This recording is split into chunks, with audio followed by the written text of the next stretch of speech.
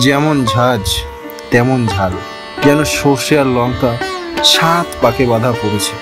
আজ শেয়ার করছি চিংড়ির সবচেয়ে সহজ এবং মুখরোচক একটা পদ, চিংড়ি ভাপা। রান্না একদমই সহজ, বাড়ির জিনিসেই হয়ে যাবে। রান্না তো জমবে তখনই যখন সব উপাদান ঠিকঠাক হবে।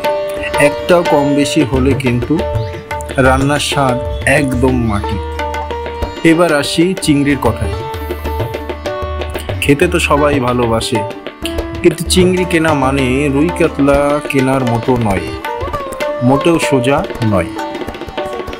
বাজারে গিয়ে যদি পকেটে হাত দিয়ে বাবু মশাই সেজে থাকেন, বুঝে নিন ঠকতে হবে।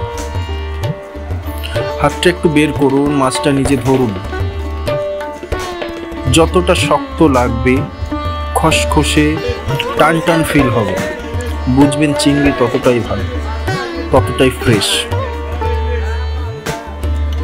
চিংড়ি ঠিকমতো কিনতে পারলে রান্নার স্বাদও হবে একদম পারফেক্ট।